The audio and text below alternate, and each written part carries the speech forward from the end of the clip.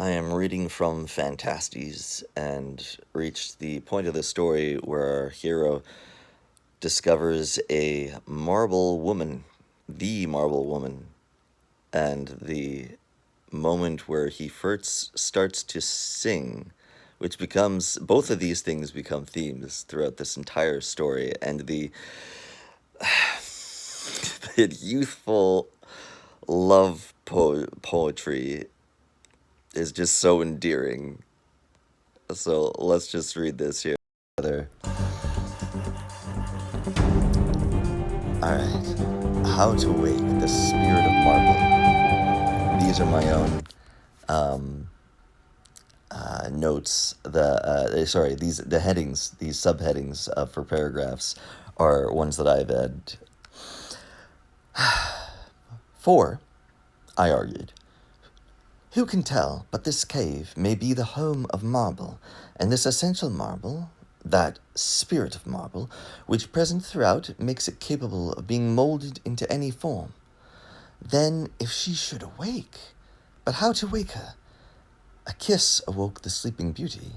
A kiss cannot reach her through the encrusting alabaster. I kneeled, however, and kissed the pale coffin. But she slept on. I bethought me of Orpheus and the following stones. The trees should follow his music seemed nothing to me now. Sweet sounds can go where kisses may not enter. Now, although always delighting in music, I had never been gifted with the power of song until I entered the fairy forest. I had a voice, and I had a true sense of sound, but when I tried to sing, the one would not contend the other, and so remained silent. I concluded that the impulse to sing I now felt was in part owing to having drunk of the little well which shone like a brilliant eye in a corner of the cave. I sat down on the ground by the antenatal womb, leaned upon it with my face toward the head of the figure within, and sang, the words and tones coming together and inseparably connected, as if word and tone formed one thing, or as if each word could be uttered only in that tone, and was incapable of distinction from it, except in idea, by an acute analysis. I sang something like this, but the words are only a dull representation of a state whose very elevation precluded the possibility of remembrance, and in which I presume the words really employed were as far above these as that state transcended this, wherein I recall it. Marble woman, vainly sleeping in the very death of dreams, wilt thou slumber from thee sweeping, all but with vision teems? Hear my voice come through the golden mist of memory and hope, and with shadowy smile embolden me with primal death to cope. Thee the sculptors, all pursuing, have embodied but their own. Round the visions, from enduring, marble vestments thou hast thrown. But thyself in silence winding thou hast kept eternally. Thee they found not, many finding. I have found thee.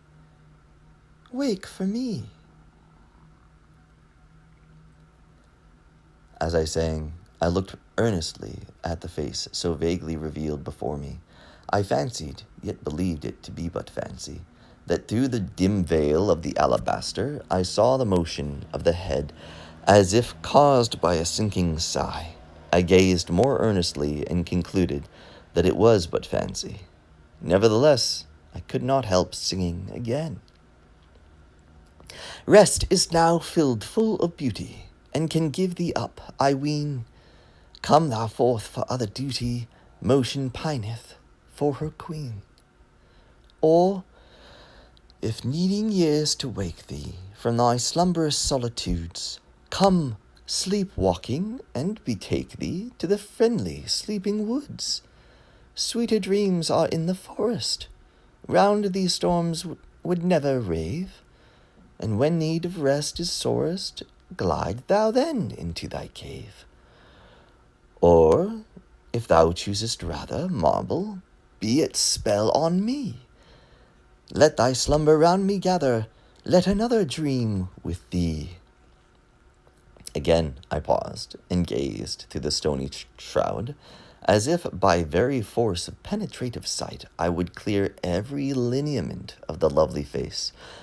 And now I thought the hand that had lain under the cheek had slipped a little downward, but then I could not be sure that I had first observed its position accurately. So I sang again, for the longing had grown into a passionate need of seeing her alive. Or art thou death, O woman? For since I have set me singing by thy side, life hath forsook the upper sky, and all the outer world hath died. Yea, I am dead, for thou hast drawn my life all downward unto thee. Dead moon of love, let twilight dawn. Awake, and let the darkness flee. Cold lady of the lovely stone, awake, or I shall perish here, and thou be never more alone, my form and I for ages near.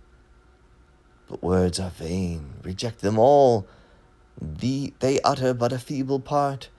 Hear thou the depths from which they call, the voiceless longing of my heart.